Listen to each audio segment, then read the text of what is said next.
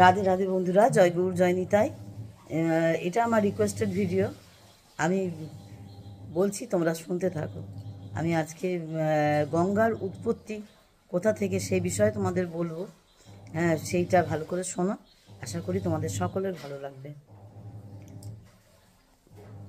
পদ্মপুরাণ গঙ্গোত্রী সম্পর্কিত একটি গল্প অনুসারে প্রাচীনকালে ব্রহ্মা বিশ্বজগতের আদি প্রকৃতিকে বলেছিলেন, হে দেবী, তুমি সকল জগতের প্রবর্তক হও, আমি তোমার থেকেই জগৎ সৃষ্টির সূচনা করব। ব্রহ্মার বলার পরই মূল প্রকৃতি গায়ত্রী, সরস্বতী, লক্ষ্মী, উমাদেবী, শক্তিবীজ, তপস্বিনী, দ্রব্যা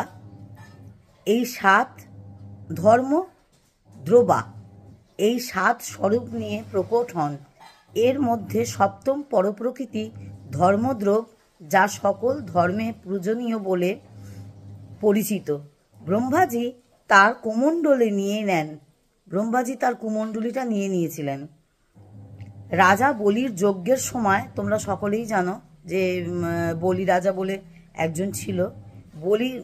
রাজা বলির যজ্ঞের সময় বামন অবতার নিয়েছিলেন বিষ্ণু। হ্যাঁ, বিষ্ণুর 10 অবতারের মধ্যে বামন অবতার এক অবতার, তোমরা জানো সকলেই। তা বামন অবতার নিয়েছিলেন বিষ্ণু। যখন ভগবান বিষ্ণুর একটি কদম আকাশ ও ব্রহ্মাণ্ড ভেদ করে ব্রহ্মাজির সামনে এসে দাঁড়ায়, সেই সময় তার কুমণ্ডলের জল দিয়ে ব্রহ্মাজি তার চরণ ধুইয়ে দেন। ভালো করে তোমরা এইখানটা শোনো, এইখানটাই বিশেষ করে তোমরা জানতে পারবে যে গঙ্গার উৎপত্তি। আমি আবারও এই লাইনটা বলছি, যে সেই সময় তার কুমণ্ডলীর জল দিয়ে ব্রহ্মাজি তার চরণ ধুইয়ে দেন। সেই সময় তার কুমণ্ডলীর জল দিয়ে ব্রহ্মাজি তার চরণ ধুইয়ে দেন। চরণ ধোয়ার সময় শ্রী বিষ্ণুর চরণের জল, এই জায়গাটা ভীষণ ভালো করে শোনো, শ্রী বিষ্ণুর চরণের জল হেমকূট পর্বতে এসে পড়ল। চরণ ধোয়ার সময় শ্রী বিষ্ণুর চরণের জল হেমকূট পর্বতে এসে পড়ল। সেখান থেকে ভগবান শিবের কাছে পৌঁছে এই জল গঙ্গা রূপে শিবের জটায় এসে মিশে গেল। তাহলে প্রথমে জলটা তাহলে কোথা থেকে আসলেন, জলটা কোথা থেকে আসা হলো না, কুমণ্ডলীর জল দিয়ে বিষ্ণুর চরণ ধোয়ানো হয়েছিল, সেই জল গিয়ে পড়লো হেমকূট পর্বতে। হেমকূট পর্বত থেকে একদম শিবের জটায় গিয়ে মিশে গেল। আবারও এই লাইনটা বলছি, তোমরা মন দিয়ে শোনো। এটা কিন্তু আমার এটা মানুষের মনে ভীষণ প্রশ্ন, তোমরা প্রশ্ন করেছো, তাই এই ভিডিওটা আমি করছি, যাতে তোমরা বিশদভাবে ভালোভাবে জানতে পারো। যখন ভগবান বিষ্ণুর একটি কদম আকাশ ও ব্রহ্মাণ্ড ভেদ করে ব্রহ্মাজির সামনে এসে দাঁড়ায়, সেই সময় তার কুমণ্ডলীর জল দিয়ে ব্রহ্মাজি তার চরণ ধুইয়ে দেন। চরণ ধোয়ার সময় শ্রী বিষ্ণুর চরণের জল হেমকূট পর্বতে এসে পড়ল। সেখান থেকে ভগবান শিবের কাছে পৌঁছে এই জল গঙ্গা রূপে শিবের জটায় মিশে গেল। গঙ্গা বহুকাল পর্যন্ত শিবের জটায় ভ্রমণ করে।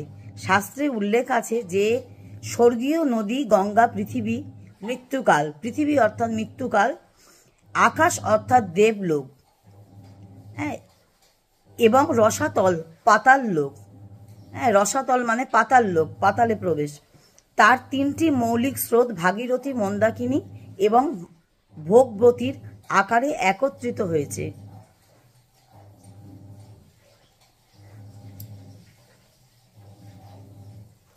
নারদ পুরাণ অনুসারে একবার গঙ্গা তীব্র গতিতে প্রবাহিত হচ্ছিল। সেই সময় ঋষি জন্নু ভগবানের ধ্যানে মগ্ন ছিলেন এবং তার ঘটি ও অন্য জিনিসও সেখানে ছিল। এই সময় গঙ্গাজি ঋষি জন্নুর পাশ দিয়ে যাওয়ার সময় তার ঘটি ও অন্য জিনিসও নিজের সঙ্গে ভাসিয়ে নিয়ে চলে যান। যখন জন্নু ঋষির চোখ খুললেন, তখন নিজের জিনিস না দেখতে পেরে অত্যন্ত ক্রুদ্ধ হলেন। তার ক্রোধ এতটাই বেশি ছিল যে তিনি ক্রোধান্বিত হয়ে পুরো গঙ্গা পান করে নেন। এরপর ভাগীরথী ঋষি জন্নুকে গঙ্গাকে মুক্ত করার অনুরোধ করেন। জাহ্নু ঋষি ভাগীরথীর ঋষি অনুরোধ মেনে নিয়ে গঙ্গাকে তার কান থেকে টেনে বার করে নেন। গঙ্গাকে তার কান থেকে টেনে বার করেন।